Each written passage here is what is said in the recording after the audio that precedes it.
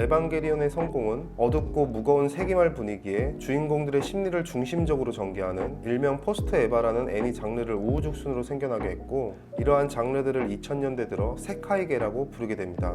세카이게는 두 사람만의 세계라는 말의 변형으로 소년과 소녀의 관계와 감정, 문제가 세계의 운명을 결정한다라는 식의 내용으로 사회나 세계관에 대한 디테일한 묘사보다는 주로 인물, 소녀가 중심이 되어 사건이 전개되는 장르라고 볼 수 있습니다.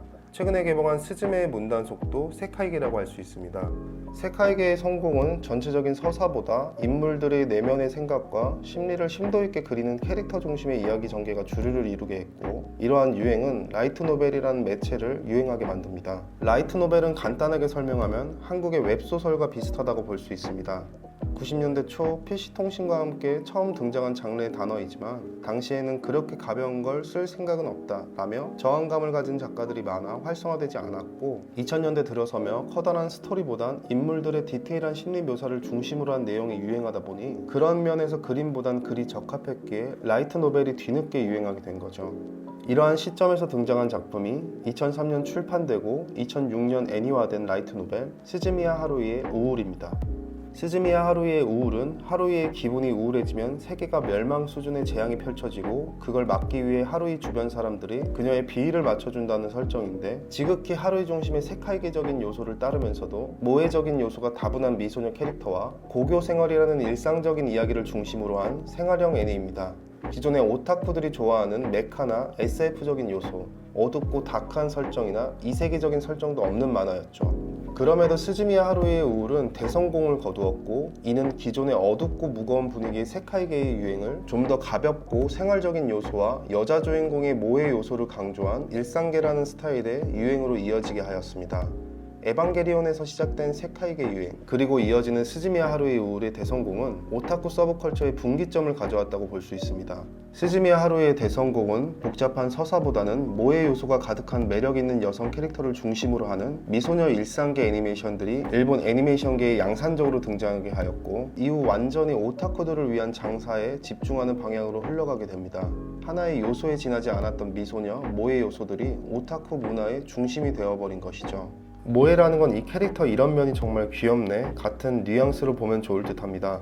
오타쿠들의 특징이라 한다면 제작자의 의도 이상으로 의미를 부여하고 분석하여 본다는 것인데, 이것을 캐릭터에 접목시켜 다양한 캐릭터의 설정 요소들에서 개인의 취향적 매력을 발견한다는 건데요. 가령 겉모습은 차가운데 속마음은 남을 잘 챙기는 따뜻한 속성의 츤데레라던가 고양이 귀가 달린 수인의 모습 등 내적이거나 외적인 요소에서 발견되는 매력이라든지, 마법을 쓴다거나 동급생이나 선배, 성녀나 악마라는 캐릭터의 특징도 모해 요소가 될 수 있는 것입니다. 이로 인해 일부 일본 서브컬처 평론가들은 90년대 오타쿠 문화와 2000년대 이후 오타쿠 문화를 구분하며 후자를 비판하곤 합니다. 그저 여성 캐릭터만을 강조하는 캐릭터 중심의 일상물이 오타쿠 문화를 잠식시켰다고 말이죠. 일본의 서브컬처 평론가 우노 츠네히로는 에반게리온은 세카이게라는 장르를 만들어 일본 애니메이션 서브컬처계를 망쳤다고 비난합니다. 에반게리온 이전의 애니메이션은 세계를 바라보고 분석하며 작품을 만들었는데, 에바는 개인사에 중점을 맞춘 세카이게라는 장르를 만들었고, 이후 등장하는 애니메이션들이 이를 따라하면서 일본 애니메이션계가 세계를 묘사하지 않고 그저 모해 요소 가득한 미소녀 캐릭터들을 등장시켜 피규어 같은 부가적인 수익을 내는 데만 열을 올리고 있다고 말이죠. 물론 이러한 흐름이 명확하게 구분된다고 볼 수는 없습니다. 에바 이전에도 하렘물이나 미소녀의 모해 요소를 중점으로 둔 작품들이 있었고, 2000년대 이후 럭키스타나 케이온 같은 미소녀 동물원의 일상계 애니가 오타쿠계의 주류였지만, 오타쿠들에게 사랑받은 작품 중에는 그랜 라간 같은 슈퍼로봇물이나 파프리카 같은 높은 작품성의 극장판 애니도 있었죠.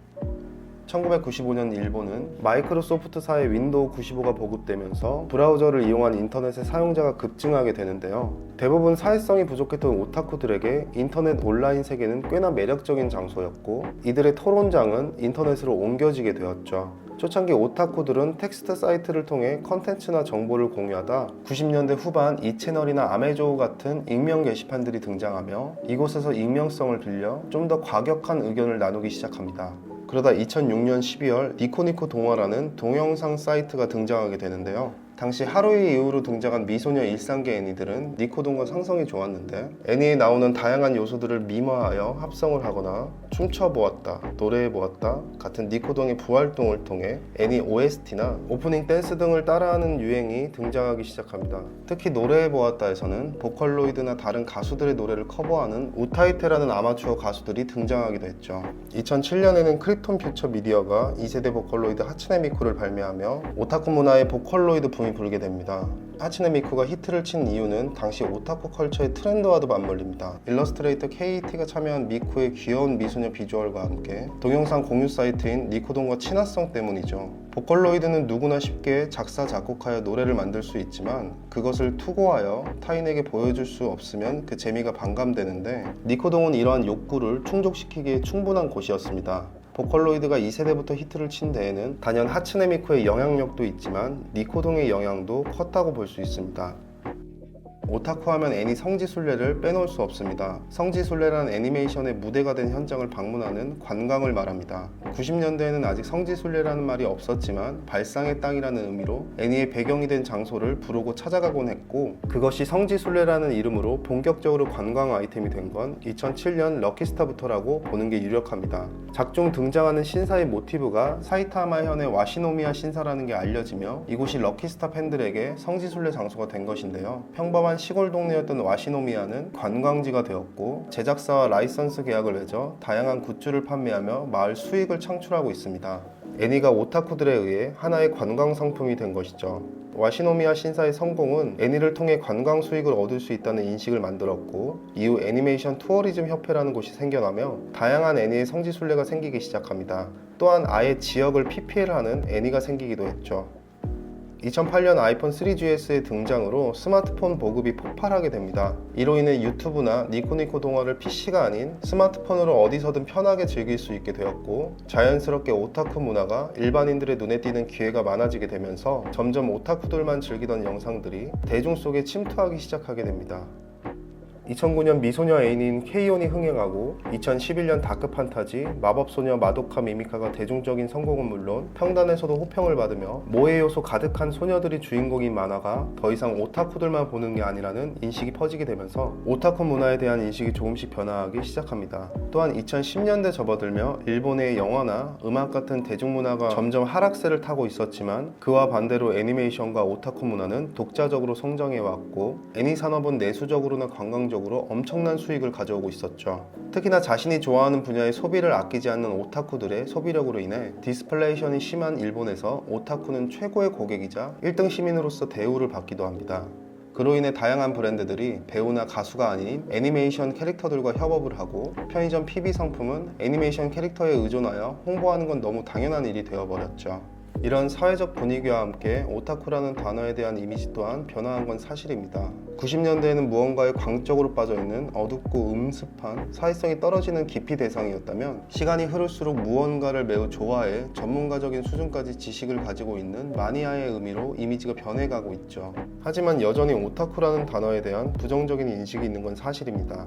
그래서 최근 일본에서는 오시카츠라는 신조어를 만들어 애니뿐만 아니라 아이돌이나 배우, 작가, 영화 등 다양한 분야를 마니아적으로 좋아하고 소비하는 사람들을 칭하는 단어로 쓰곤 합니다. 오타쿠라는 단어는 너무 애니 쪽으로만 치우쳐 있기도 하고 역사적으로 안 좋은 인식이 있으니 그것을 없애기 위한 하나의 방법인 것이죠. 일종의 현재 한국에서 덕질, 덕후라는 말과 비슷한 뉘앙스로 보면 좋을 듯합니다.